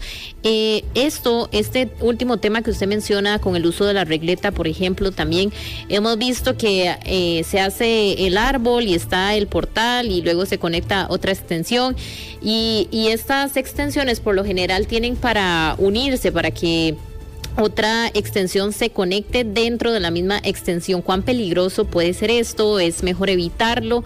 Y como usted bien lo señala, es mejor entonces tener el toma corriente y no cargar o saturar esta extensión. Sí, es importante lo que mencionaba, que el fabricante es que nos dice cuántas podemos poner en serie. Digamos, por ejemplo, nosotros tenemos una aquí que usamos para demostraciones donde el fabricante dice que solo se pueden poner 2. Puede ser que sean 3, pero es importante seguir esa recomendación, ¿verdad? Porque no es infinito, digamos, yo no puedo seguir conectando como usted bien lo dice y no tener atención a eso, sí. Porque los cables tienen una capacidad de corriente, entonces yo no los puedo cargar infinitamente, sino que tenemos que estar dentro de esos parámetros que ha establecido el fabricante. Otra práctica que puede ser común, don Allen, dejar las luces encendidas toda la noche, eso mejor no. Sí, la recomendación es, si yo voy a salir de la casa y me voy a acostar, desconectar completamente todas las luces y todos los aparatos en general que no esté utilizando, porque por alguna razón pasa algo, lo que estamos hablando, puede ser nuestra mascota o que llegó, si están afuera, por ejemplo, puede haber llegado otro tipo de animal, morderlo y generar un cortocircuito y un incendio. Entonces, ¿qué pasa, por ejemplo, si utilizamos una extensión que no es para exteriores, la ponemos en exteriores y, por ejemplo, en estos días que hemos tenido estos climas donde hay mucha lluvia, por ejemplo, esto también puede causar algún cortocircuito? Sí, claramente, porque las condiciones exteriores, especialmente la exposición a los rayos del sol, a la humedad, a la lluvia, si no está diseñado para eso, se puede empezar a meter dentro del dispositivo y podría generar un cortocircuito o algún daño, pero también nos podría electrocutar porque el agua que nosotros, de la lluvia, lo que usamos normalmente en nuestras casas, conductora de electricidad. Entonces puede ser que yo llegue y a arreglar las luces o algo, y podría ser que me genere una descarga que, ojalá no, pero también dependiendo del tipo de descarga, podría ser hasta de emergencia o mortal. Uh-huh. Don Allen, ya casi para ir concluyendo, este otro tema que no quisiera dejar de abordar, que es el uso de la pólvora. Y aunque los últimos meses o incluso tiempo podríamos decir que se ha ido regulando mucho, vemos que por ejemplo ahora en el Festival de la Luz no se va a utilizar pólvora. También están tomando en este sentido, entiendo que el Museo de los Niños y parte, ¿verdad? Esto hablamos de actividades a gran escala donde va a haber gente, pero sabemos que para estas fechas es muy común el uso de la pólvora. ¿Y cuáles son principales recomendaciones que usted podría brindarle a la gente que nos está escuchando para un manejo responsable de pólvora durante estas celebraciones? Sí, la principal recomendación de nosotros es no utilizarla, porque no hay pólvora inofensiva. Digamos, hay algunos mitos ahí en la calle de que esta pólvora es esto y lo otro. No, cualquier tipo de pólvora tiene un riesgo. Entonces, la principal recomendación de nosotros es no se utilice. Si como adultos decidimos utilizarla, entonces hay varias cosas importantes. Lo primero es que los niños es totalmente prohibido e ilegal que compren o manipulen pólvora. Entonces, lejos completamente de los niños. Si se va a manipular, que sea por una persona adulta. Ahora bien, ¿con qué condiciones? Un poco lo que hablábamos con las luces. Hay que comprarlo en un lugar que tenga los permisos y que sea una pólvora que tenga las recomendaciones del fabricante. Porque en esto todavía es mucho más delicado, ¿verdad?, que el tema de las luces, porque hay mucha pólvora clandestina, ilegal, que no trae ese tipo de instrucciones. Entonces, las recomendaciones del fabricante son muy importantes sobre a qué distancia, por ejemplo, deberían estar las personas, no debería haber materiales, y qué cuidados tengo que tener. Por ejemplo, no es recomendable almacenarla. Si yo compro pólvora, lo ideal es que la compre y vaya y la utilice. Nada, echársela en las bolsas, menos de meterla en la casa, en algún lugar, ¿verdad? Porque podría ser que con una fuente de ignición cerca genere una activación y la explosión y el calor y todo lo demás. O podría ser lo que estamos hablando de los niños, que un niño se la encuentre y entonces la utilice y esto lamentablemente en el pasado ha generado quemaduras, pérdidas de partes de las extremidades. Entonces realmente es un tema muy delicado y debe ser solo manejada por adultos. Don Allen Moya, ya como usted bien lo menciona, mejor no utilizarla del todo y que si lo van a hacer, que sean extremadamente cuidadosos para justamente no tener que pasar accidentes en estas épocas que consideramos más bien es para todo lo contrario. Don Allen Moya, jefe de Ingeniería de Bomberos, muchas gracias por acompañarnos en este espacio. Buen día. Gracias, muy buen día. Vamos a hacer a las 11:15 un repaso por lo que está pasando a nivel internacional. Toda la verdad en tiempo real. Extra Radio. Nos acercamos al corazón de las noticias mundiales para escuchar el latido global por Extra Radio. Vamos a hablar sobre las noticias internacionales. Ya nos acompaña aquí en cabina Luis Frer. Muy buenos días, Luis. Buenos días, Rita. Muchas gracias. tenerme aquí nuevamente, invitarme a su espacio En Contexto. Con esta mañana fría, como lo mencionamos. Sí, aquí está muy frío, particularmente en la cabina. Ustedes la tienen mucho más frío que donde yo estoy. Pero nada, un gusto estar aquí con ustedes. Bueno, vamos a contarles qué está pasando. Bueno, ayer, Luis, se daba a conocer que Israel y Líbano sellaron un acuerdo de alto al fuego para poner fin a los combates entre el ejército israelí y Hezbollah. Lo anunció este martes el presidente de Estados Unidos, Joe Biden, en una intervención especial desde la Casa Blanca.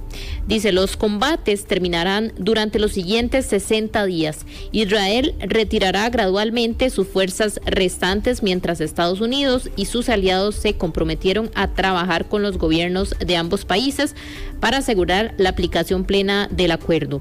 Recordar que desde el pasado 7 de octubre del año 2023, el año anterior, Israel libra una guerra en dos frentes, contra Hezbollah en Líbano y contra Hamas en Gaza, que sigue su curso sin un armisticio a la vista a corto plazo. Entonces, aquí lo que se está llegando, Luis, es a un acuerdo con el Líbano. Sí, sin embargo, sigue en otro frente.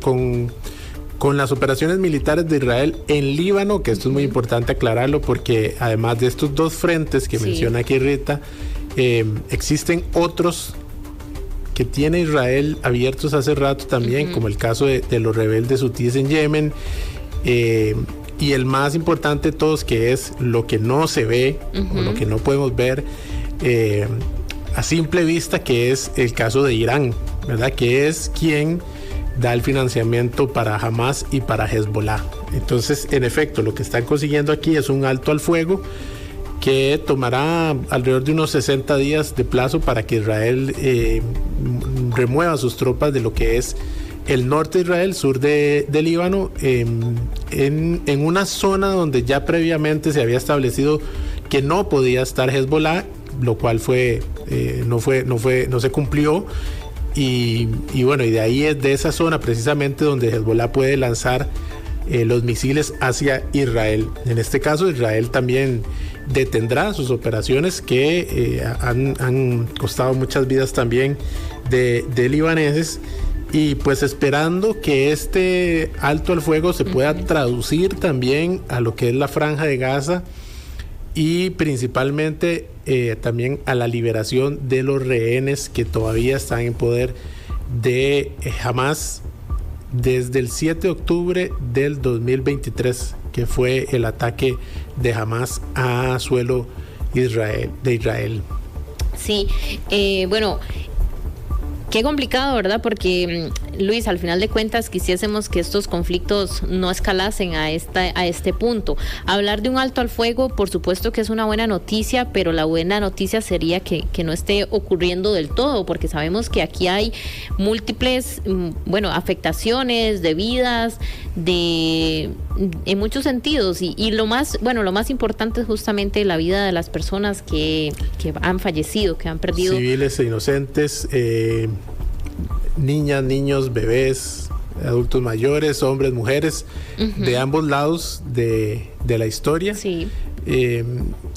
Aquí hay un tema muy importante que es la argumentación, uno de los argumentos que daba el primer ministro de Israel, Benjamín Netanyahu, de por qué también acepta en este momento este alto al fuego, que durante muchos meses ya se había ejercido mucha presión de parte de muchos otros actores de la región y países, como el caso de Estados Unidos, que ha sido mediador, Qatar, pero el primer ministro de Israel dice que se van a concentrar en lo que es la amenaza de Irán y tienen que renovar personal y armamento militar. Entonces, como dice usted bien, Rita, esperemos que estas cosas no sucedan y que no lleguen a más, porque al final bien se dice la frase popular que de la guerra no gana nadie, y en este caso pierden muchos los civiles inocentes.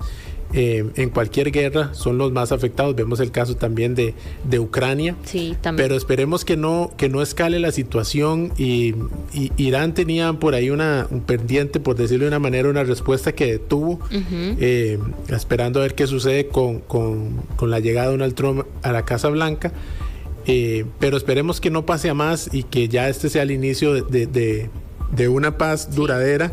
Y eso sí, la liberación también de los rehenes, de los cuales se manejan que son 101 personas que todavía están secuestradas y de las cuales las mismas autoridades de Israel creen que no todas están vivas y que el número de sobrevivientes es menor a los 101, pero que regresen porque ya lleva más de un año en cautiverio. Sí, bueno, muy lamentable. Y nada más para concluir esta noticia, según dice ayer este anuncio, Joe Biden dice que Estados Unidos y Francia serán los encargados de hacerle seguimiento para que esta tregua de cese al fuego se cumpla.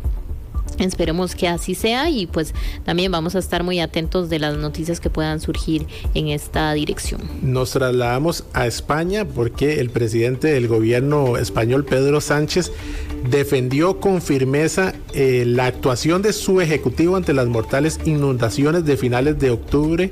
Esto es lo que conocimos como la Dana, sí. Principalmente en Valencia. Y acusa a la oposición de polarizar con la tragedia y alimentar la desconfianza en las instituciones.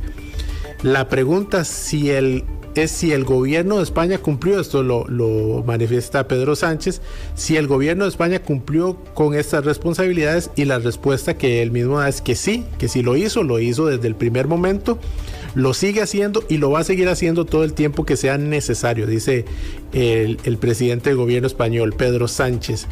Declara el dirigente socialista al reivindicar su gestión ante el Congreso de los Diputados. El Ejecutivo hizo lo que tenía que hacer ante la catástrofe que dejó al menos 229 muertos, casi todos en Valencia, la tercera ciudad más grande de España. Prosiguió Sánchez agregando que acusa a la oposición de polarizar con la tragedia, instigar al desánimo y alimentar la desconfianza en las instituciones. Bueno, esta es la visión del Ejecutivo español, que está responsable del trato de la emergencia. No sé si será lo que pensarán tal vez los ciudadanos de Valencia, los afectados y todos los cientos de personas que se movilizaron a ir a ayudar a lo que quedó de esta parte de la ciudad de Valencia con estas inundaciones, porque el primer reclamo era que el gobierno no llegaba, que la asistencia duró demasiado en llegar. Incluso, no sé si lo recordás, Rita, los reyes fueron a les visitar, fue muy bien, no les fue muy bien, nada bien recibidos. Los insultaron, les tiraron barro, los tuvieron que sacar por la molestia de las personas.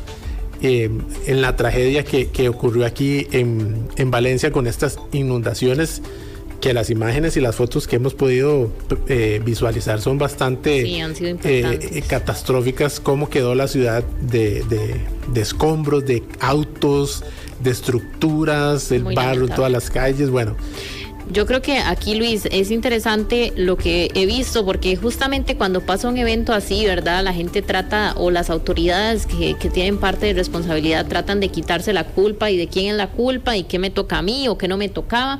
Y en este caso sí se ha culpado mucho a las autoridades, y recordar que España, bueno, tiene un sistema de gobierno también particular, en el sentido de que cada región tiene también sus competencias, por ejemplo, administrativas o de gestión, y entiendo que lo que ponía las autoridades o el presidente en discusión es que esa gestión le correspondía a la administración local, ¿verdad? Que en ese caso era la de Valencia.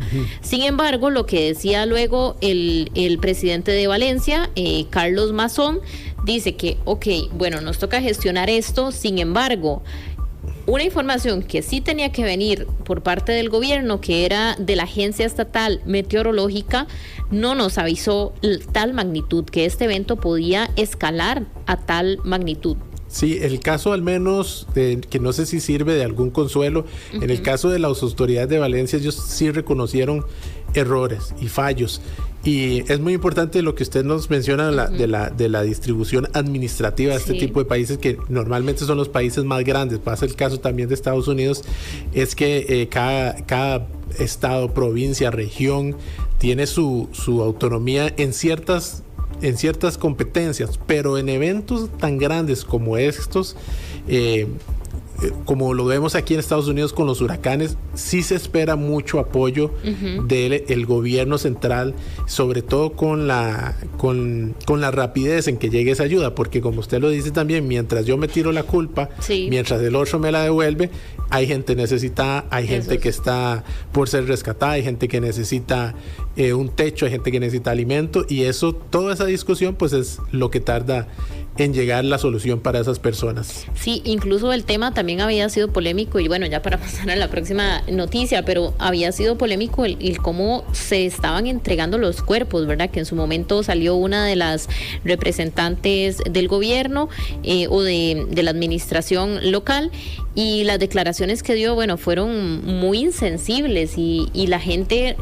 Hay que partir que todos están en un momento, ¿verdad?, de que nadie se esperaba esto, un momento de catástrofe, y justamente hasta esto, ver cómo se comunica y que haya empatía. De hecho, que la mejor manera para entender o tratar de comprender qué fue lo que pasó ahí es que en solo 8 horas del miércoles 30 de octubre cayó la misma cantidad de agua que debe caer en un año en algunas partes de Valencia. Eso es como para hacernos una idea. Nosotros que estamos acostumbrados aquí en Costa Rica a lluvias, bueno, esto, en 8 horas la cantidad de lluvia en un año en algunas regiones. Y es que nosotros hablamos, por ejemplo, cuando nos ha pasado así, hablamos de un mes, pero es que ya hablar de un año, y también, o sea, también hay que ponernos en posición del clima de España, ¿verdad? Que evidentemente no es igual que el de Costa Rica, donde estamos acostumbrados a que toda la época lluviosa, por lo menos todos los días vamos a tener aguaceros. Allá hay temporadas en las que no ven la lluvia, no están acostumbrados, ¿verdad?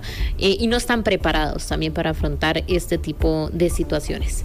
Pero bueno, avanzando también un poco en las noticias que nos restan, justamente el tema que conversábamos ahora desde la perspectiva de lo que pasa en la zona de Gaza. El Ministerio de Salud de la Franja de Gaza, territorio palestino, reportó este miércoles un nuevo balance de al menos 44,000 muertos desde el inicio de la guerra con Israel hace más de un año. Al menos 33 personas murieron en las últimas 24 horas, según precisó el ministerio en un comunicado, y la misma fuente indicó que 104,880 personas resultaron heridas en Gaza desde el inicio del conflicto desencadenado por el sangriento ataque de palestino contra Israel el 7 de octubre de 2023. Bueno, es parte también, Luis, los cuidados que hay que tener, ¿verdad?, de quién o a quién se le atribuye este conflicto, pero sí es cierto que también en términos de cifras, ¿verdad?, hablar de... es un poco complejo porque no sabemos también qué intenciones hay detrás. Sí, diga, aquí hay una cosa muy importante. No vamos a poner en duda que han muerto, como decía ahora, niños, niñas, bebés, adultos mayores, mujeres, hombres, personas con alguna discapacidad. De toda clase de personas han fallecido por esta incursión de Israel en Gaza, que es la respuesta al ataque de Hamás del 7 de octubre, que eso también es algo muy importante. Pues, anterior al 7 de octubre no existía una guerra, había paz en esta región, por decirlo de alguna manera, en cuanto al tipo de conflicto que estamos viendo ahora. Y el otro tema muy importante es el Ministerio de Salud de la Franja de Gaza, que hay que tenerlo también claro, es Hamás, ¿verdad? Entonces, con respecto a las cifras, pues ya será otra valoración la que habrá que hacer. Sí. Como les digo, hay gente que ha perdido su vida. Principalmente es difícil ver las escenas de los niños y de las niñas, ¿verdad? Y bueno, también no solo personas que han perdido su vida, también han perdido alguna parte de su cuerpo, alguna extremidad, o han sufrido algún otro tipo de daño. Sí.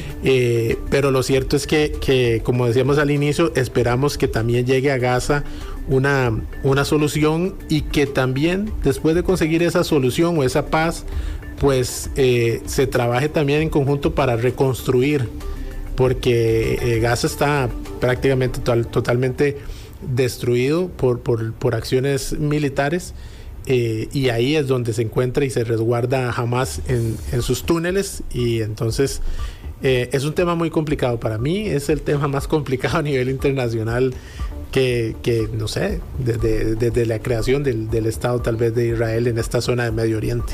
Yo creo que amerita, y es lo que también nos pasa desde este lado del mundo, ¿verdad? Que entenderlo es un poco más complejo por la distancia. Evidentemente nos afecta esta distancia y el no estar pues tan familiarizados con todo lo que ocurre de este lado del mundo.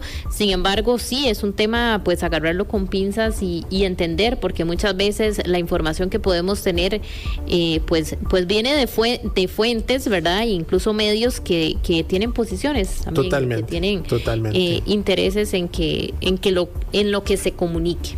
Exactamente, ese es el cuidado que hay que tener con este y con todos los temas. Sí, justamente parte de Rita, ¿cómo estamos de tiempo? Usted dígame. Bueno, vamos. Quiero decirle algo. Vamos a hacer la breve pausa que tenemos, pero después del corte continuamos y terminamos con estas dos noticias. Me invita para después, está bien. Extra Radio. En contexto por Extra Radio. Bueno, quedamos pendientes con las noticias internacionales, dos que no queríamos que se nos escapasen porque creo que es pertinente traerlas a colación. Luis, usted nos iba a contar algo que está sucediendo en todos estos cambios que vienen para Estados Unidos en cuanto a la política. Sí, y que vamos a poder esperar cualquier tipo de cosas, cero sorpresa en lo que vamos a ir viendo de aquí al 20 de enero, que es el traspaso de poderes, y los próximos 4 años, al menos, porque el presidente electo de los Estados Unidos, Donald Trump, contempla reducir el peso que los medios tradicionales tienen en la sala de prensa de la Casa Blanca para dar acceso a reporteros independientes, entre comillas, o blogueros. Así lo anunció el hijo del exmandatario y próximo presidente nuevamente, Donald Trump Jr. En su propio podcast apuntó que mantener la presencia de medios tradicionales solo por el hecho de que han estado ahí por mucho tiempo, que es lo que ellos señalan, no parece una buena manera de proceder. El New York Times, en su opinión, se ha mostrado adverso a todo esta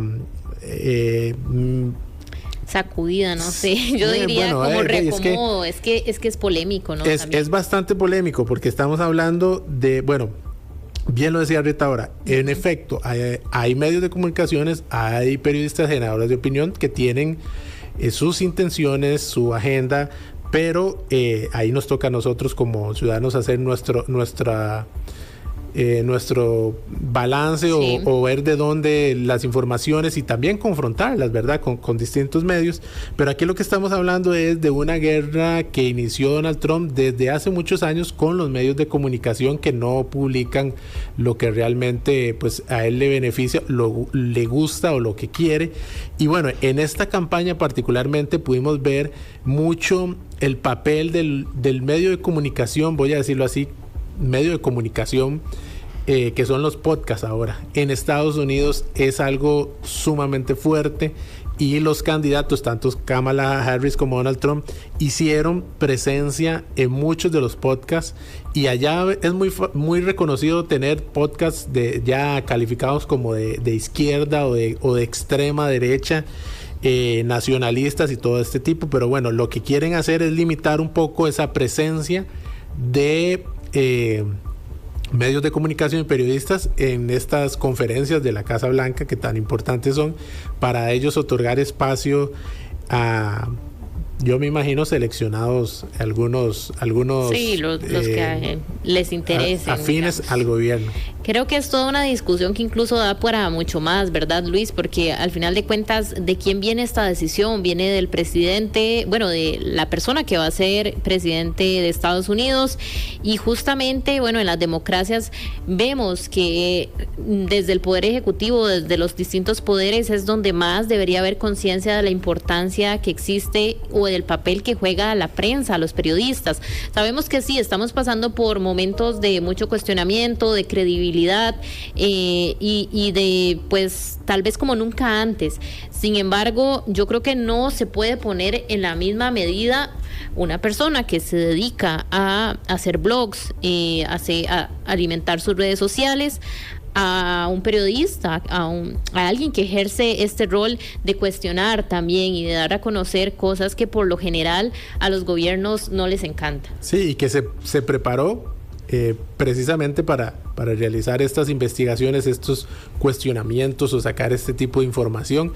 Hay también la responsabilidad de cada medio y de cada periodista, pero en efecto eso claramente es una línea de Donald Trump en contra de algunos medios de comunicación, y bueno, porque es bien conocido que él, por ejemplo, es afín a la cadena Fox, a Fox News y a sus programas en los cuales aparece constantemente. Y ahora con esto, bueno, vamos a ver qué resultado tiene la presencia de estos independientes blogueros que van a estar aquí también formando parte de las conferencias de la Casa Blanca y que van a tener derecho a pregunta. Sí. Y eso es un tema eso va a resonar, sí. Eso sin duda va a levantar voces, va a levantar polémica. No sabemos también cómo van a reaccionar los medios, que en realidad también es una tradición por parte de la Casa Blanca. Aquí estaba leyendo en esta nota que casi que diario dar una conferencia de prensa. Sí, la secretaria o el secretario de lo que nosotros conocemos como el ministro de Comunicación habla diario. No es necesariamente el presidente aparece en temas muy importantes o anuncios tal vez como algún anuncio que le beneficie, sí, ¿verdad?, a su imagen, pero sí, conferencia de prensa ahí todos los días, y esto es porque Estados Unidos a lo interno es todo un mundo, pero la importancia que tiene al nivel exterior, pues también tiene que estar hablando. Ya lo estamos viendo, el caso de Ucrania, tiene Ucrania-Rusia tiene una parte, el Medio Oriente tiene una parte, lo que pasa en América tal vez. Entonces, por eso es que constantemente están estas conferencias, y hay en los medios periodistas destacados, como nosotros tal vez tenemos aquí el periodista de la Asamblea Legislativa, sí, allá tiene el periodista de la Casa Blanca. Sí, sin duda esto, va a traer, sus repercusiones o sus efectos si se llegase a... Porque de momento, pues, todavía no está en el poder, son cosas que se dicen, es muy probable que intente. Sin embargo, ya también hay que ver cómo funciona la legislación, lo que se permite y lo que no, ¿verdad? Y también en este sentido, los medios que salgan a defender su espacio que, pues, les ha sido otorgado durante tanto tiempo. Y bueno, para finalizar esta sección, el impacto de los nuevos aranceles que Donald Trump quiere imponer a México, Canadá y China ha levantado también su polémica. El presidente electo Donald Trump anunció que el 20 de enero, al asumir su segunda presidencia, impondrá aranceles del 25% a importaciones de México y Canadá y un 10% adicional a China. Ya ha levantado reacciones. Por ejemplo, la presidenta de México dijo en una carta donde criticó los aranceles y advirtió sobre el impacto negativo en la economía bilateral y en empresas comunes que tienen ambos países. También, por ejemplo, Canadá, Justin Trudeau, destacó la importancia de resolver las tensiones mediante negociaciones, también recordando la interdependencia económica entre ambos países. China dijo que la cooperación comercial beneficia a ambas naciones y desmintió que facilite el tráfico de fentanilo, resaltando esfuerzos conjuntos que ha hecho en Estados Unidos, incluso para combatir temas de droga. Sí, lo que dice la presidenta de México, Claudia Sheinbaum, es bastante lógico.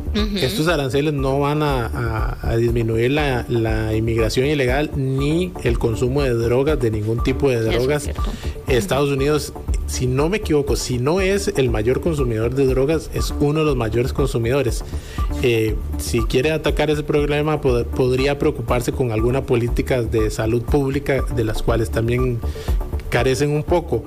Pero en efecto, definitivamente no, los aranceles no van a combatir estos dos problemas, y aquella persona, creo, yo no soy muy hábil en la economía, pero aquella persona que cree que esto es bueno, norteamericanos principalmente, ciudadanos de Estados Unidos, que le suban los aranceles a los productos de importación y crean que esto está bien, pues se van a dar una sorpresa en los próximos meses, en los próximos años, cuando sus productos se vuelvan un poco más caros, porque estos aranceles no los paga, o más bien los pagan los consumidores a quienes se les traslada este cargo. Tal vez Rita nos ayude, yo no sé si lo ha hecho, nos ayude ahí después con una entrevista de este tipo de situaciones, porque digo, yo, como decíamos, yo y los números tampoco. Sí, no. Pero y la economía es un tema complicado, pero claramente los impuestos no los va a pagar ninguna empresa china, sea mexicana, canadiense, se traslada al valor final del producto que paga cada uno de los consumidores. Así es, bueno, cerramos esta sección bastante... Déjeme, le doy una noticia nada más. Algo que le quería decir ayer, pero como no pudimos hablar de Olaf Scholz rápidamente, sí, después lo vamos a hablar porque está muy interesante. Son elecciones muy importantes en Alemania, la primera economía de Europa, pero yo le quería dar una recomendación porque yo sé que usted lee mucho, y allí, si no que fue ayer, sí, martes, ¿verdad? Angela Merkel, la ex cancillera por muchos años de Alemania, sacó un libro autobiográfico donde cuenta sus 16, no sé si empezará desde tan pequeñita así para ser autobiográfico, pero al menos incluye sus 16 años en el puesto, y viene sus memorias, sus relaciones con diferentes mandatarios, así que ya salió a la venta. No sé si está aquí, ya sí está en el país, pero espero que lo tenga aquí antes de Navidad, para ver si tal vez usted lo quiere aprovechar y quiere ir a comprarlo y quiere leerlo, claro, y ya que ahora está con internacionales aquí también. Claro que sí, lo tendré yo en mi lista de pendientes para leer, ya sea al terminar este año, para los próximos, pero sí, evidentemente, pues es toda es legendaria, ¿no? En la política, como mujer, lo que ha liderado, lo que lideró durante tantos años, y el estilo, ¿verdad? Que ella tiene mucho de negociar, que es, bueno, parte de lo que se destacó de su trabajo. Luis, vamos a tener este tema de primero mañana, lo que está pasando en Alemania, para presentarles a nuestros oyentes. Y bueno, muchas gracias. Vamos a pasar a nuestra sección de noticias nacionales brevemente, para contarles también lo que está pasando en el país. Lo que pasa afuera también nos importa. Latido Global por Extra Radio. Las noticias son de todos. Extra Radio. Es momento de ir más allá de los titulares para explorar a fondo lo que está pasando ahora, en tiempo real. ¿Qué está pasando en el país a esta hora de la mañana? Bueno, vamos a darles también el pronóstico del tiempo para este miércoles, porque se espera que continúe el viento acelerado en la cuenca del Mar Caribe. Sobre nuestro país puede percibirse ráfagas moderadas a fuertes, principalmente en el norte de Guanacaste y en las cordilleras. El arrastre de viento favorecerá nubosidad variable con lluvias dispersas en el Caribe y la zona norte, también en la madrugada y primeras horas de la mañana. Parte de esta nubosidad puede generar lloviznas aisladas al este y al centro del Valle Central, que es parte de lo que hemos visto esta mañana, y en el Pacífico Sur también pueden experimentar lluvias costeras dispersas en las primeras horas de esta mañana. Es parte del reporte que tenemos a esta hora de la mañana por parte del Instituto Meteorológico Nacional. Y bueno, seguimos también un poco lo que ha pasado luego de saber lo que aconteció en Escazú con esta tragedia aérea. Sin embargo, parte de lo que ha trascendido y viene hoy en parte de nuestro diario digital e impreso. Un milagro se dio en medio de la tragedia, donde lamentablemente 5 personas perdieron la vida tras este accidente aéreo ocurrido este lunes entre los cerros de Escazú. La avioneta en que viajaba un grupo de trabajadores del sector turismo fue reportada como desaparecida. Tras aproximadamente 9 horas de caminata para llegar al sitio del percance, solo se encontró con vida a Paola Amador Segura, de 31 años, a quien los paramédicos trasladaron hasta el hospital durante 6 horas y en medio del frío. Vamos a escuchar parte de lo que nos contaron las autoridades sobre esta extracción. Afortunadamente se logra hacer contacto con esta paciente a las 7:45, 8 de la noche más o menos, y desde ahí empieza el proceso ya de planificación para hacer el proceso de extracción. ¿Y por qué es importante hablar de esto? porque por las lesiones que esta paciente tiene, si nosotros hubiéramos tenido contacto con ella ahora en la mañana, muy presuntamente esta persona tal vez estuviera fallecida, porque tenía lesiones importantes y con esas condiciones climáticas, o sea, con el frío que hizo anoche, claro, esta paciente, la hipotermia le hubiera pasado factura y muy seguramente pudo haber estado fallecida. En Contexto, por Extra Radio. También tenemos las declaraciones del padre de Paola Amador, la única sobreviviente del accidente aéreo, quien está recibiendo también apoyo emocional en el Hospital del Trauma del Instituto Nacional de Seguros. Escuchemos.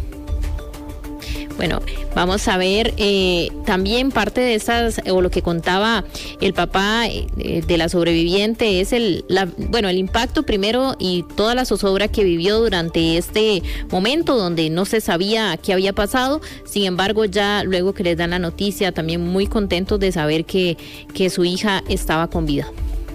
Inclusive yo cuando yo escuché la avioneta, porque yo vivo en Tarbata, ¿verdad? Yo la escuché, se pasó así por el aire arriba y yo escuché que la avioneta perdió fuerza con los motores y digo yo, uy, ahí va mi hija. Y en ese momento, sí, ahí va mi hija en esa avioneta. En ese momento, ya me quedé así, como a los 10 minutos me llamaron, que sí era donde ella venía. Claro, yo quedé en un estado de shock totalmente. En Contexto, por Extra Radio. Bueno, muy fuerte las declaraciones también que daba el padre de Paola Amador, que dicho sea de paso, se pudo trasladar a tiempo y se encuentra con vida luego del lamentable suceso y también desenlace que tuvieron sus otros compañeros que también viajaban en esta avioneta.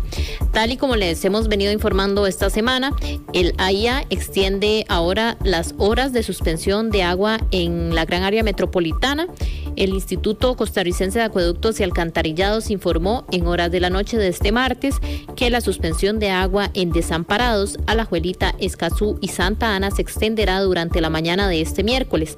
La institución comunicó mediante sus redes sociales que la tubería que se está interviniendo es de gran diámetro y de alta presión, lo cual ha provocado que se alarguen los trabajos. Esta situación generó también malestar en cientos de vecinos que se han manifestado respecto a esta suspensión. Y bueno, parte de lo que ha dicho el Instituto Costarricense de Acueductos y Alcantarillados es que esos cierres se iban a efectuar desde las 7 de la mañana hasta las 5 de la tarde en estos sectores y ahora, bueno, es parte de lo que se va a extender. Las comunidades afectadas será Santa Ana, Escazú, Alajuelita, en Desamparados específicamente San Rafael Arriba, San Rafael Abajo, Acerrí, San Miguel y San Juan de Dios. Esta comunicación la pueden encontrar en las redes sociales del Instituto Costarricense de Acueductos y Alcantarillados y también, bueno, si tienen más dudas, poder llamar a la empresa para que aclaren si la zona en la que usted vive va a tener estas afectaciones o no. También por parte de lo que está aconteciendo en la Asamblea Legislativa, los diputados pretenden hacer la comparecencia de manera presencial con el exministro del Ministerio de Obras Públicas y Transporte, Luis Amador. Dicen que podría comparecer de manera presencial el 20 de diciembre. Esto a través de una moción de audiencia que fue presentada por los diputados de la Comisión de Infraestructura en el Congreso. El recurso se presentó luego de que el abogado defensor de Amador aclaró que el ex jerarca estará en el país del 20 al 24 de diciembre y que cuenta con la disposición de acudir al foro legislativo. Sin embargo, los diputados deberán seguir un proceso especial para aprobar la audiencia de Amador el 20 de diciembre. Se espera que nuestro equipo finalice el trabajo durante la madrugada del día miércoles y que con esto se pueda iniciar la operación. Bueno, parte de lo que se va a traer a Luis Amador al Congreso, que recordar que ha habido varios intentos, incluso no ha sido posible. Luis Amador les ha dicho que esta comparecencia puede brindarla a través de la vía virtual, sin embargo los diputados no lo han avalado y se espera que pueda hacerse el próximo 20 de diciembre. Vamos a escuchar lo que dice el diputado sobre esta moción que se está presentando. Si quisiéramos poder venir aquí y sesionar solo nosotros, no hay problema, me dijeron así el directorio, pero tenemos que presentar esta moción al plenario y ser aprobado por 38 diputados. Si me preguntan los compañeros que he conversado, bueno, con todos, la mayoría han tenido rangos de positivismo, unos muy positivos y otros positivos.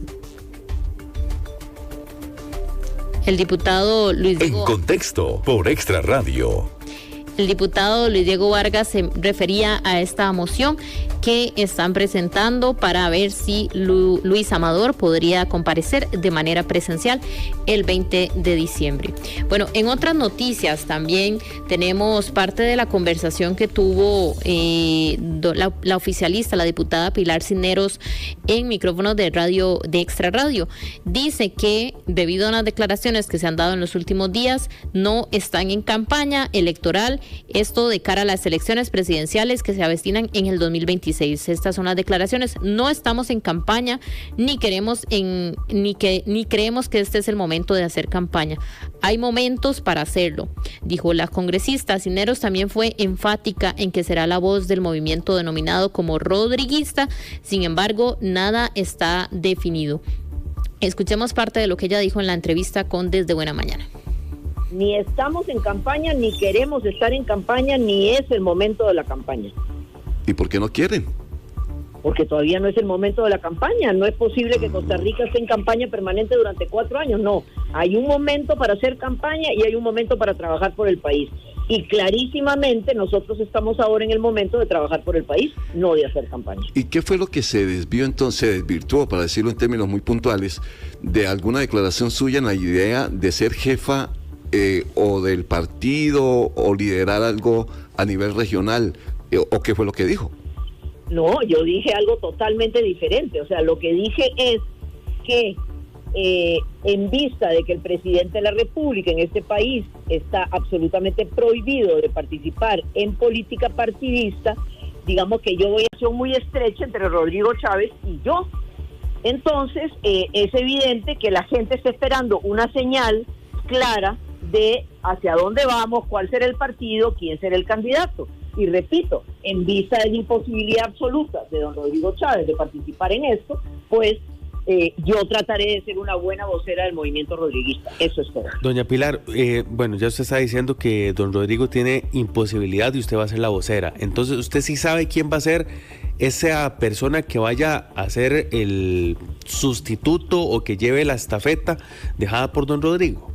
No, señor, porque todavía no se ha tomado ninguna decisión al respecto. A ver, ¿y quiénes toman la decisión, doña Pilar? Si no hay partido. Se lo pongo así. La campaña de don Rodrigo Chávez Robles empezó el último día de agosto del 2021. En aquel entonces ocupábamos la posición 23 entre 24 candidatos. ¿Ok? Fines de agosto, digamos que agosto no cuenta. Septiembre, octubre, noviembre, diciembre, enero. En 5 meses se montó la campaña, se hizo campaña, se divulgó cuál era el propósito de Rodrigo Chávez para venir a gobernar Costa Rica y se ganaron las elecciones. Entonces, la pregunta es, ¿por qué vamos a apurar la cosa? ¿Por qué vamos a necesitar un año entero para hacer campaña política con el desgaste que eso significa? ¿No, señor? Claro. ¿No? ¿Qué es el rodriguismo? ¿Qué es el rodriguismo? A ver, es una manera totalmente diferente de hacer política. ¿Y en qué consiste? En administrar bien el país, abrir oportunidades para todos, hacer una Costa Rica eficiente, lograr que Costa Rica marche al ritmo de los tiempos y que los proyectos país, por ejemplo, ciudad-gobierno, no estén 20 años en un escritorio. En contexto, por Extra Radio. Doña Pilar Cisneros, diputada oficialista, conversando con nuestros compañeros de Desde Buena Mañana sobre la decisión de sí, dice ser la vocera del movimiento rodriguista. Sin embargo, dice en sus declaraciones que aún no están en campaña y que se están enfocando en el trabajo que tienen que realizar tanto desde la Asamblea Legislativa como desde el Poder Judicial. Con esta noticia nos despedimos de En Contexto. Nos escuchamos mañana aquí por 92.3 FM y ustedes continúan en unos minutos con nuestros compañeros de Tiempo Extra.